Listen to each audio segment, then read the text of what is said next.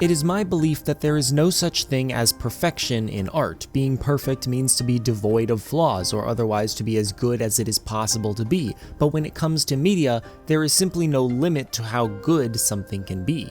Meaning that no matter how much you enjoy something, there is always, at the very least, a theoretical way to make it better. The closest that any piece of media has come to perfection for me is Avatar: The Last Airbender. This show has been with me for as long as I can remember, and I have watched and rewatched it so many times throughout my life that it feels like it has become a part of who I am. But even this absolute masterpiece of a show is not perfect. It is not as good as it could possibly be, and for a number of reasons, but one in particular stands out as the biggest flaw in the entire show, in my opinion. And I'm honestly surprised that no one is talking about this. Every single video that I come across on YouTube seems to take a very similar approach towards talking about this show, which is to proclaim that it's a masterpiece, acknowledge that it isn't perfect, and then discuss one or two elements of it which demonstrate its quality. And while I absolutely agree with all of those videos, I also can't help but feel like most of the conversation surrounding this show has become very stale and a bit, well, circle jerky, for lack of a better term. Enter me. I have taken the liberty to criticize not only my favorite show ever, but one of the most popular and beloved cartoons in the past several decades so that no one else has to. Oh, and spoilers, duh. This is the kind of wacky, time-wasting nonsense I've been missing. Before I actually reveal what moment in the show I'm talking about, although most of you have probably guessed it already, I feel it's necessary to refresh your memory a bit on the events leading up to it. In part 1 of this show's 4-part finale, Aang has to become proficient in firebending in the short amount of time before Sozin's comet arrives, which is when he plans to take on the Fire Lord. In this time, he becomes increasingly conflicted over whether or not he should take the Fire Lord's life or attempt to defeat him without killing him. This is a very difficult decision for Aang, not only because of the severity of the consequences his decisions will make on the world, but because he is an air nomad, a group of people who stand by pacifism and value all life. Aang continuously contemplates which is more important, holding on to his culture's core values or assuring that the Fire Nation's reign of terror ends, until that night when Aang is seemingly unconsciously drawn to a mysterious island that appears just off the shore of the beach. After waking up there the next morning, and after wandering around a bit, Aang contacts several of his past lives to get advice on his dilemma over whether or not to kill Fire Lord Ozai,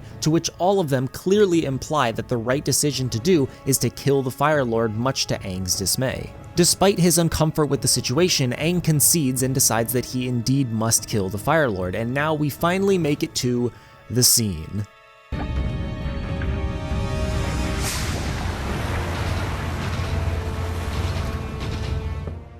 The biggest animal in the world! I've got to swim around and find its face!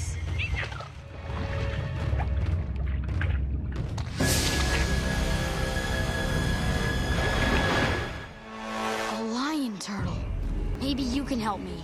Everyone, even my own past lives, are expecting me to end someone's life, but I don't know if I can do it.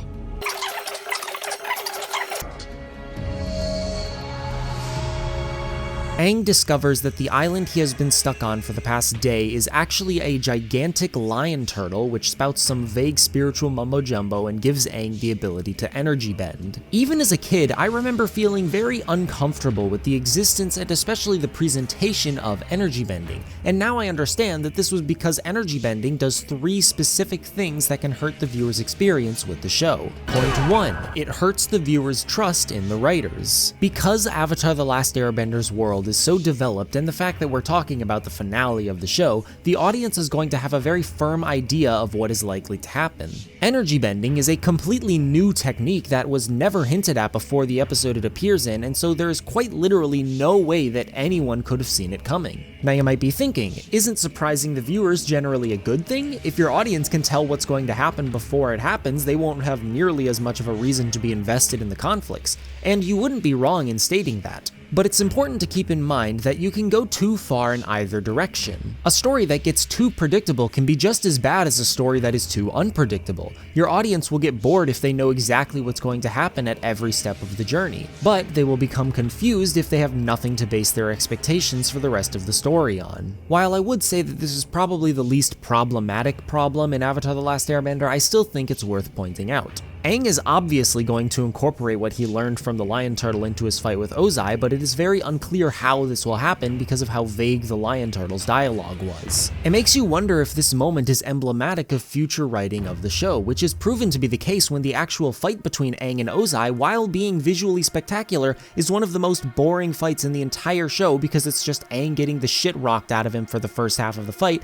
then he goes into the Avatar state and rocks the shit out of Ozai for the second half. There is no sense of pushing and pulling in this fight, as if the characters are adapting to each other's style of combat, unlike virtually every other major fight scene in the entire show, and it's capped off by Aang pulling this totally new and unexplained power out of his ass. Twists to the narrative are not uncommon in the final arc of any story, but it starts to feel unsatisfying when it comes so out of nowhere. It forces the viewers to consider that the show is willing to change what you think you know about the established world and rules of the story. This creates a sense of unease and general confusion in the viewer, and 99% of the time, a confused viewer is a bad thing. Confused viewers will not cry, laugh, or get hyped from a show because they are unsure of what the intended reaction was. But speaking of confusing viewers, point 2, it messes up the magic system. One of the aspects of Avatar which gets the most praise, and rightfully so, is its magic system. Bending is one of the most well thought out and executed magic systems I think I have ever seen, and this is because the world of Avatar has established rules and limitations on bending, and it is able to surprise the audience and keep them interested in that system by evolving it while never breaking those predefined rules. This is why new and unique bending techniques like the air scooter, metal bending, and blood bending are so loved by the fans. It's because all of these are creative and innovative uses of the limited set of tools the characters were given at the start of the show. And when you think about these techniques, they all make sense. Of course you can bend a person's body. Humans are 75% water. Of course you can bend metal. It's just refined earth, so if you're precise enough, you can manipulate it. Of course you can bend electricity. It's just a way more energized version of fire.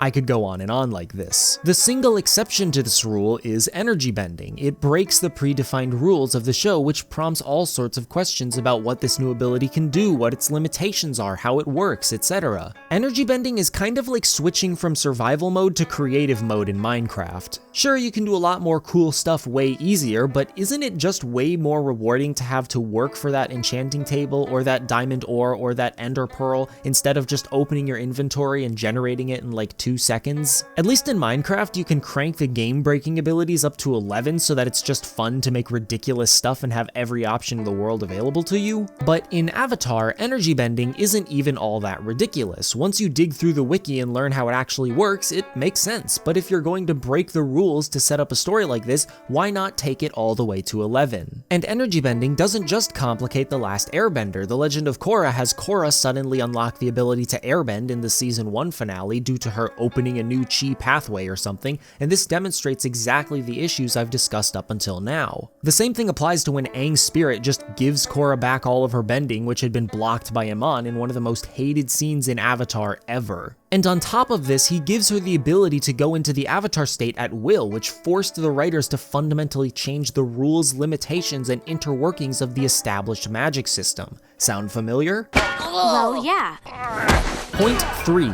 It undermines what was by far the most compelling character struggle for Aang. Both of the other points were issues that I saw with this change to the story, but I wouldn't consider either of them straight up bad, more like a failure to meet the incredibly high standards set by the rest of the show. Aang's final character conflict, however, I feel can be described as straight up bad, even if it is exaggerating a little. Like I described earlier, Aang is struggling with whether or not he should kill Fire Lord Ozai, and this was one of the best character developments in the entire show. Aang's first conflict was coming to terms with the responsibility he had to carry as the Avatar, and he eventually accepts it. And now he's being faced with exactly what he was so afraid of since episode 1, the huge consequences that his actions will have on the rest of the world. This was the perfect conflict for Aang to have at this point in the story. However, the inclusion of energy bending completely nullifies this. Aang is no longer forced to make a difficult decision and actually take the advice that the past Avatars gave him, he just gets to skip the moral dilemma. And this gets into the themes of Aang's character arc and how they were kind of botched in this ending. Aang's character arc was gearing up to send a message about responsibility and how sometimes you have to put your personal values aside to do what's best for the big picture, a message that I value deeply and that I wish was taught to more kids. And I can already hear the comments saying, actually, energy bending was a way to show kids that you can always find a win-win scenario even when it seems like there isn't one. And that would be the case if not for the fact that Aang takes virtually no action of his own to acquire energy bending.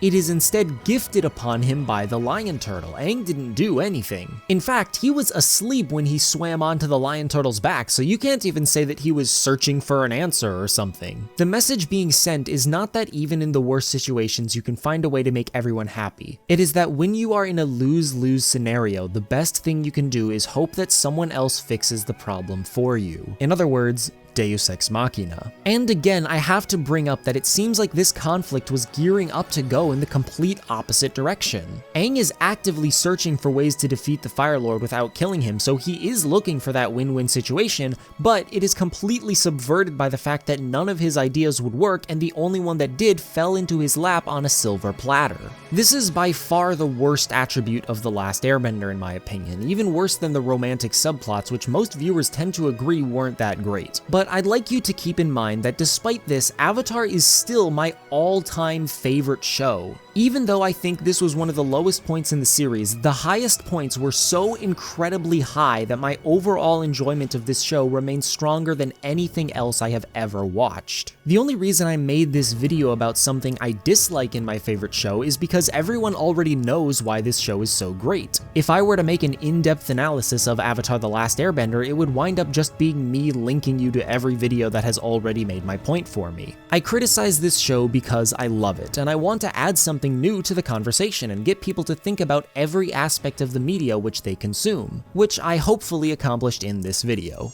We are all one people, but we live as if divided.